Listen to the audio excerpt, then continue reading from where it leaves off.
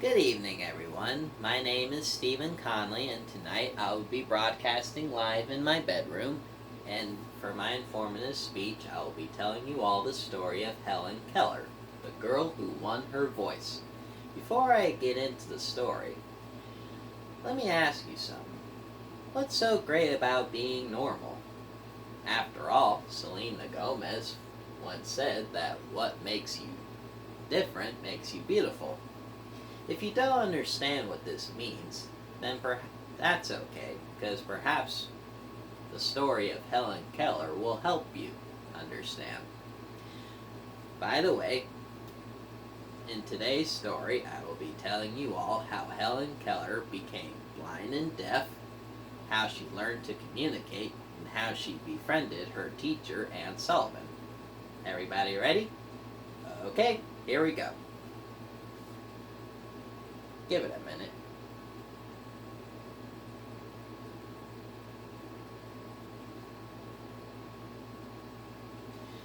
Helen Keller was born on June 27, 1880. However, as the years pass, over a year later, Helen Keller suffered from a horrible fever that cost her her sight and hearing.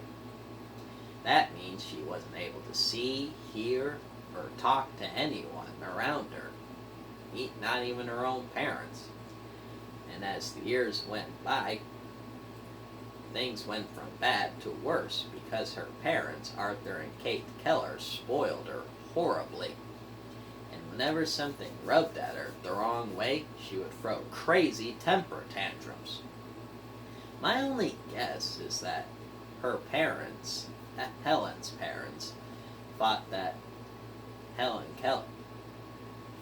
she couldn't be disciplined like other children because of her blindness and deafness. However, they would learn soon, see that they were wrong, very wrong. When Helen was 7 years old, her parents hired a graduate from the Perkins School for the Blind named Anne Sullivan to help teach her to communicate. Now, before I continue the story, allow me to explain what Anne Sullivan was doing. She was using a special type of communication system that's used for the deaf called sign language. And basically what that is simple hand gestures like, this means bike, this means friends, and this would mean father. For Helen, however, since she couldn't see these hand gestures, she would have to learn a special type of sign language called finger spelling. And that's basically when you spell out the alphabet in sign language, like this. A, B, C, D, E, F, G, H, I, J, K, L, M, N, O, P, Q, R, S, T, U, V, W, X, Y, and Z. Of course, finger spelling wasn't the only way Anne Sullivan used to teach Helen Keller to communicate. She would also use tools or objects like this book. And what Helen Keller would do was that she would take what Anne Sullivan would do for Helen Keller was that she would take her hand, Helen's hand, let her feel the book, and then spell out the word that matches the object in her hand, which was book. And how to spell it is B-O-O-K. Like this. Now, all the finger spelling that Anne Sullivan was doing didn't mean anything to Helen Keller, at least not at first. You see, for Helen Keller, she thought it was just a game, but what she didn't understand was that it was a way of communicating with words. For her teacher, Anne Sullivan, she felt like giving up because she thought that it was completely hopeless from time to time. However, several months later, one day was the day that everyone had hoped for at last the miracle had come to be. You see, on that day when Anne and Helen were at a water pump, Anne decided to scoop up some water in Helen Keller's hand like this and spell out the word water, which is W-A-T-E-R. She kept doing this a couple of times until at last it clicked.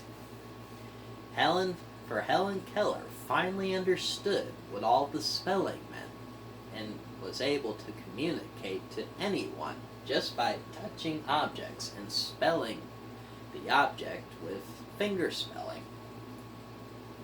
So, you might say that's why Anne Sullivan is known as the miracle worker, because she was able to do something that everyone thought was impossible. To me, that's pretty amazing. You might say that's why I said, for a title, never fear, Anne Sullivan's here. Give it a minute.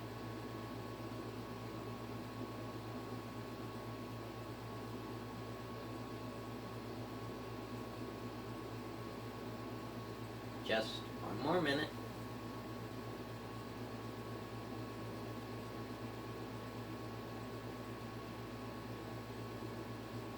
There we go.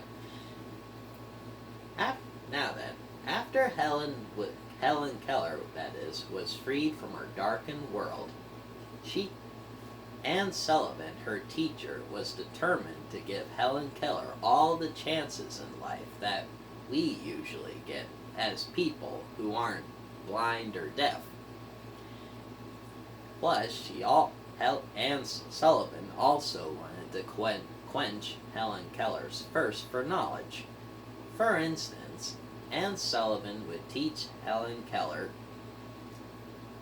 French, Greek, German, and even Latin. Even though Helen Keller couldn't see or speak out these words, she was still able to spell them in her hand, like this. For the word hola in Spanish, she would spell out H-O-L-A.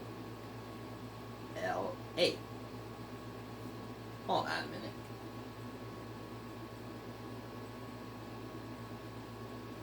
That's better. So yeah, Anne and Helen were very good friends. But as the years passed, Anne Sullivan became ill, but her faithful student and friend, Helen Keller, was by her bedside until October 20th, 1936. 32 years later, Helen Keller also passed away on June 1st, 1968, just a couple of weeks before her 88th birthday. But hopefully they're both in heaven now, still being friends. Lord willing, that is. Give it a minute.